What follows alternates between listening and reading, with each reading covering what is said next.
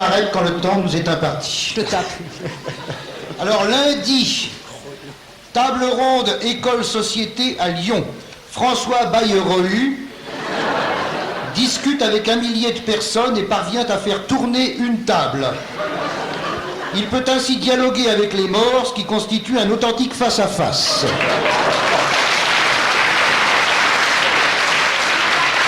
À la suite de cette grande discussion, on apprend qu'il ne faut plus dire suppression d'école, mais regroupement pédagogique.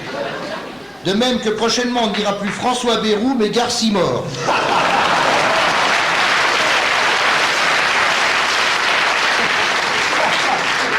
Mardi, à la une du quotidien, aujourd'hui, je lis ceci, municipal, pourquoi vous voterez en juin et non en mai 1995? On se fait pas chier, hein? À la une, article en page 8, oui, mais quand il ouvre le quotidien aujourd'hui, le lecteur a-t-il la force de dépasser la page 2? Une dernière. Une dernière, elle est très courte. Johnny et Adeline sont redevenus conjoints en 2 mots.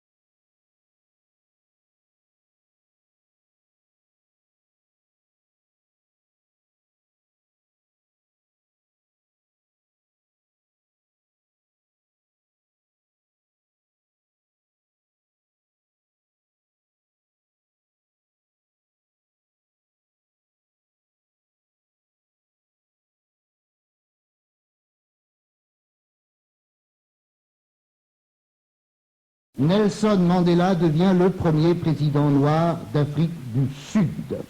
Des télégrammes de félicitations affluent de toutes parts, mais on attend toujours celui du Front National qui s'est perdu dans la boîte aux lettres de Silvio Berlusconi.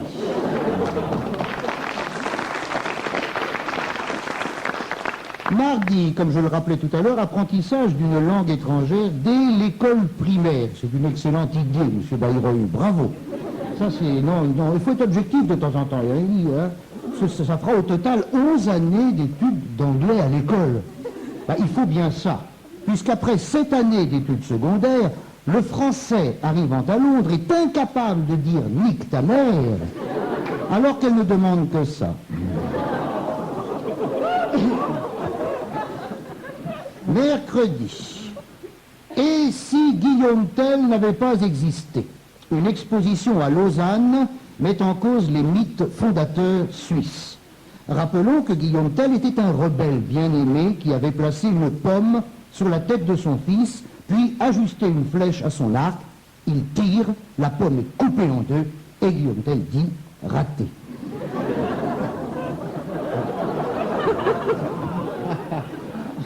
François Mitterrand n'a pas pu voir l'éclipse de soleil à 21h03 puisqu'il passait sur TF1 à la même heure.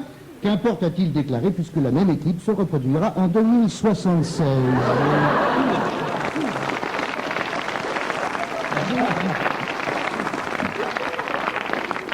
Jeudi, Silvio Berlusconi dénonce la mauvaise foi et la désinformation pratiquée selon lui à l'égard des ministres néofascistes de son gouvernement.